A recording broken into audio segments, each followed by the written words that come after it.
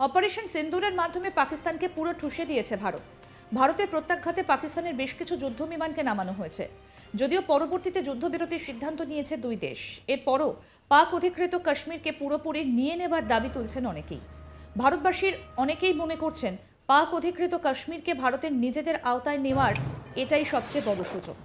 এরই মাঝে এবার মুখ খুললেন বিজেপি নেতা দিলীপ ঘোষ। সংবাদ মাধ্যমের এক প্রশ্নের উত্তরে দিলীপ ঘোষ বলেন, সারা ভারতবর্ষে যে ধরনের উন্মাদনা তৈরি হয়েছিল ও পাকিস্তানকে যোগ্য শিক্ষা দিতে সবাই চাইছিল, সরকার সেভাবে স্টেপও নিয়েছিল।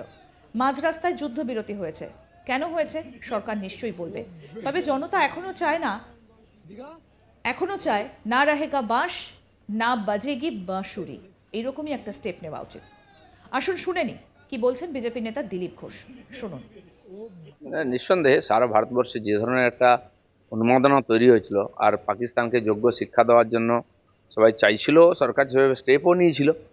তো মাঝ রাস্তায় যুদ্ধ বন্ধ হয়েছে, কেন হয়েছে কি হয়েছে সরকার নিশ্চয়ই সেটা বলবে, পরিস্থিতি জনগণের সামনে তুলে ধরবে। কিন্তু জনতা এখনো চায় যে এই না রহেগা বাঁশ না বাজেগি বাঁশুরি, এরকমই স্টেপ নেওয়া উচিত। বিশেষ করে আজাদ কাশ্মীর যেটা, সেটা তো আমাদের কবজাতে আসা উচিত, আর আসবে, আজ হোক কাল হোক। বিভিন্ন পরিস্থিতির মধ্যে দিয়ে যুদ্ধ শুরু হয়েছে বা দুনিয়া এগোচ্ছে, আর্থিক মন্দা চলছে সব জায়গায় ইত্যাদি, সেজন্য বড় বড় দেশ চাইবে না যুদ্ধ হোক। কারণ দু তিনটা যুদ্ধতে দেখা গেছে বিশ্ব অর্থনীতি, তার মধ্যে ইউরোপ আমেরিকা খুব ধাক্কা খেয়েছে। তো ভারতের মতো একটা বড় রেসপন্সিবল দেশ, তারাও নিশ্চয়ই চিন্তাভাবনা করে এগোচ্ছে। তো সেই সব মিলিয়ে আজকের মিটিং একটা গুরুত্বপূর্ণ বিষয়। এদিকে এদিনই ভারত পাক ডিজিএমও বৈঠক। সেই প্রসঙ্গে এক প্রশ্নের উত্তরে দিলীপ ঘোষ বলেন, পাকিস্তান চুক্তি লঙ্ঘন করে, এটা নতুন কিছু নয়, চিরদিনই উল্লঙ্ঘন করেছে, আরও করবে। তাই ওদের বিশ্বাস করা ঠিক নয়। পাকিস্তানকে কতটা বিশ্বাস করা উচিত সেই বিষয়ে নিশ্চয়ই চিন্তাভাবনা করেছেন বিশেষজ্ঞরা। এই বিষয়ে কি বক্তব্য বিজেপি নেতা দিলীপ ঘোষের, এবার সেটা শুনবো। দেখুন, পাকিস্তান চুক্তি লঙ্ঘন করে এটা নতুন কিছু না। যখন থেকে তার সঙ্গে চুক্তি হয়েছে, সে সিমলা চুক্তি থেকে আরম্ভ করে চিরদিনই উল্লঙ্ঘন করেছে আর করবো, সেজন্য ওকে বিশ্বাস করা ঠিক নয়। ভারতও যথেষ্ট যোগ্যতার সঙ্গে তার উত্তর দিয়েছে। যেই তুর্কির দ্রোণ ইউজ করে ইউক্রেন রাশিয়াকে কাঁপিয়ে দিয়েছিল, সেই দ্রোণকে আমাদের সেনারা সীমার উপরেই ধ্বংস করেছে, ফিরে যেতে বাধ্য হয়েছে। তো এটা আমরা করতে পারি, দেখিয়ে দিয়েছি। তো সেই জন্য যে পরিস্থিতিতে যুদ্ধ হয়েছে আর যেভাবে যুদ্ধ বন্ধ হয়েছে, দুটো নিয়ে বহু লোকের মধ্যে নানা রকম প্রশ্ন আছে। সরকার এটা নিশ্চয়ই ক্লারিফিকেশন দেবে এবং পরবর্তী কি পদক্ষেপ হবে, কিভাবে এগোনো উচিত বা পাকিস্তানকে কতটা বিশ্বাস করা উচিত, সে ব্যাপারে নিশ্চয়ই চিন্তাভাবনা করেছেন যারা এক্সপার্ট, আর তার উপরে দাঁড়িয়ে নিশ্চয়ই কথাবার্তা হবে। অন্যদিকে যুদ্ধবিরতির পরই প্রাক্তন প্রধানমন্ত্রী ইন্দিরা গান্ধীর সঙ্গে নরেন্দ্র মোদীর তুলনা করতে শুরু করেছে কংগ্রেস।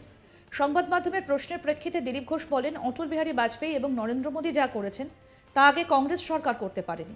আসুন শুনে নিয়ে এই বিষয়ে কি বললেন বিজেপি নেতা দিলীপ ঘোষ। ইন্দিরা গান্ধীর আগে এবং পরেও তো কংগ্রেস যুদ্ধ করেছে, তার রেজাল্ট আমরা জানি। আজাদ কাশ্মীর হলো কি করে? তাহলে আজাদ কাশ্মীর কেন সেই সময় নিয়ে নেননি ইন্দিরা গান্ধী? এবং যে ডিমান্ড ছিল পূর্ববাংলা থেকে যে লক্ষ লক্ষ হিন্দু চলে এসেছিলেন, তার জন্য খুলনা যশোর জেলা নিয়ে নেওয়ার কথা উঠেছিল, কেন নেননি? তাহলে বাংলাদেশের সমাধান হয়ে যেত। তো এই প্রশ্ন থাকবেই। বিভিন্ন পরিস্থিতিতে বিভিন্ন সময় যুদ্ধ হয়েছে, বিভিন্ন নেতা তাদের মতো ডিসিশন নিয়েছেন। আজকের পরিস্থিতি আলাদা। তো সেই জন্য নিঃসন্দেহে যারা করছেন তারা যথেষ্ট যোগ্য।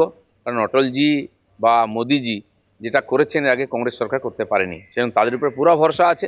আগামী দিনে এই প্রশ্নের সমাধান হবে। অপারেশন সিন্দুরের মাধ্যমে পাকিস্তানকে পুরো ঠুসে দিয়েছে ভারত। ভারতের প্রত্যাঘাতে পাকিস্তানের বেশ কিছু যুদ্ধ বিমানকে নামানো হয়েছে। যদিও পরবর্তীতে যুদ্ধবিরতির সিদ্ধান্ত নিয়েছে দুই দেশ, তারপরেও পাক অধিকৃত কাশ্মীরকে পুরোপুরি নিয়ে নেবার দাবি তুললেন অনেকেই।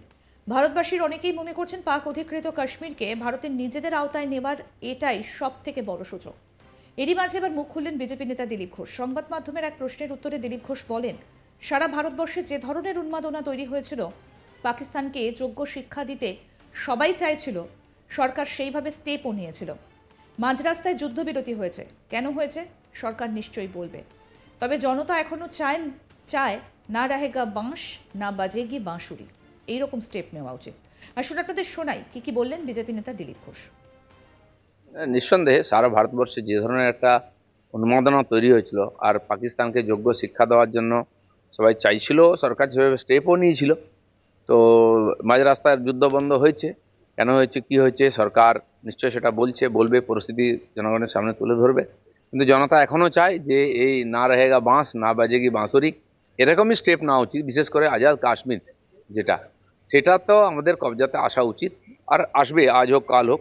বিভিন্ন পরিস্থিতির মধ্যে দিয়ে যুদ্ধ শুরু হয়েছে বা দুনিয়া এগোচ্ছে, আর্থিক মন্দা চলছে সব জায়গায় ইত্যাদি, সেজন্য বড় বড় দেশ চাইবে না যুদ্ধ হোক। কারণ 2-3টা যুদ্ধতে দেখা গেছে বিশ্ব অর্থনীতি, তার মধ্যে ইউরোপ, আমেরিকা খুব ধাক্কা খেয়েছে। তো ভারতের মতো একটা বড় রেসপন্সিবল দেশ, তারাও নিশ্চয়ই চিন্তাভাবনা করে এগোচ্ছে। তো সেই সব মিলিয়ে আজকের মিটিং একটা গুরুত্বপূর্ণ বিষয়। নিঃসন্দেহে সারা ভারতবর্ষে যে ধরনের একটা উন্মাদনা তৈরি হয়েছিল, আর পাকিস্তানকে যোগ্য শিক্ষা দেওয়ার জন্য সবাই চাইছিল, সরকার সেভাবে স্টেপও নিয়েছিল। তো মাঝ রাস্তায় যুদ্ধ বন্ধ হয়েছে, কেন হয়েছে, কি হয়েছে, সরকার নিশ্চয়ই সেটা বলবে, পরিস্থিতি জনগণের সামনে তুলে ধরবে। কিন্তু জনতা এখনো চায় যে এই না রহেগা বাঁশ না বাজেগি বাঁশুরি, এরকমই স্টেপ নেওয়া উচিত। বিশেষ করে আজাদ কাশ্মীর যেটা, এখন পাকিস্তান চুক্তি লঙ্ঘন করে এটা নতুন কিছু না। যখন থেকে তার সঙ্গে চুক্তি হয়েছে, সে সিমলা চুক্তি থেকে আরম্ভ করে চিরদিনই উল্লঙ্ঘন করেছে আর করবেও, সেজন্য ওকে বিশ্বাস করা ঠিক নয়। ভারতও যথেষ্ট যোগ্যতার সঙ্গে তার উত্তর দিয়েছে। যেই তুর্কির দ্রোণ ইউজ করে ইউক্রেন রাশিয়াকে কাঁপিয়ে দিয়েছিল, সেই দ্রোণকে আমাদের সেনারা সীমার উপরেই ধ্বংস করেছে, ফিরে যেতে বাধ্য হয়েছে। তো এটা আমরা করতে পারি, দেখিয়ে দিয়েছি। তো সেই জন্য যে পরিস্থিতিতে যুদ্ধ হয়েছে আর যেভাবে যুদ্ধ বন্ধ হয়েছে, দুটো নিয়ে বহু লোকের মধ্যে নানা রকম প্রশ্ন আছে। সরকার এটা নিশ্চয়ই ক্লারিফিকেশন দেবে, এবং পরবর্তী কি পদক্ষেপ হবে, কিভাবে এগোনো উচিত, বা পাকিস্তানকে কতটা বিশ্বাস করা উচিত, সে ব্যাপারে নিশ্চয়ই চিন্তাভাবনা করেছেন যারা এক্সপার্ট, আর তার উপরে দাঁড়িয়ে নিশ্চয়ই কথাবার্তা হবে। ইন্দিরা গান্ধীর আগে এবং পরেও তো কংগ্রেস যুদ্ধ করেছে, তার রেজাল্ট আমরা জানি। আজাদ কাশ্মীর হলো কি করে? তাহলে আজাদ কাশ্মীর কেন সেই সময় নিয়ে নেননি ইন্দিরা গান্ধী? এবং যে ডিমান্ড ছিল, পূর্ববাংলা থেকে যে লক্ষ লক্ষ হিন্দু চলে এসেছিলেন, তার জন্য খুলনা যশোর জেলা নিয়ে নেওয়ার কথা উঠেছিল, কেন নেননি? তাহলে বাংলাদেশের সমাধান হয়ে যেত। তো এই প্রশ্ন থাকবেই। বিভিন্ন পরিস্থিতিতে বিভিন্ন সময় যুদ্ধ হয়েছে, বিভিন্ন নেতা তাদের মতো ডিসিশন নিয়েছেন। আজকের পরিস্থিতি আলাদা। তো সেই জন্য নিঃসন্দেহে যারা করছেন তারা যথেষ্ট যোগ্য, কারণ অটলজি বা মোদিজি যেটা করেছেন এর আগে কংগ্রেস সরকার করতে পারেনি, সেজন্য তাদের উপরে পুরো ভরসা আছে। আগামী দিনে এই প্রশ্নের সমাধান হবে। এদিকে এদিনই ভারত পাক ডিজিএমও বৈঠক। সেই প্রসঙ্গে দিলীপ ঘোষ বলছেন, পাকিস্তান চুক্তি লঙ্ঘন করে এটা নতুন কিছু নয়, চিরদিনই উল্লঙ্ঘন করেছে, আরও করবে, তাই ওদের বিশ্বাস করা ঠিক নয়। পাকিস্তানকে কতটা বিশ্বাস করা উচিত সেই বিষয়ে নিশ্চয়ই চিন্তাভাবনা করছেন বিশেষজ্ঞরা। অন্যদিকে যুদ্ধবিরতির পরেই প্রাক্তন প্রধানমন্ত্রী ইন্দিরা গান্ধীর সঙ্গে নরেন্দ্র মোদীর তুলনা করতে শুরু করেছে কংগ্রেস। সংবাদ মাধ্যমের প্রশ্নের প্রেক্ষিতে দিলীপ ঘোষ বলেন, অটল বিহারী বাজপেয়ী এবং নরেন্দ্র মোদী যা করেছেন তা আগে কংগ্রেস সরকার করতে পারেনি।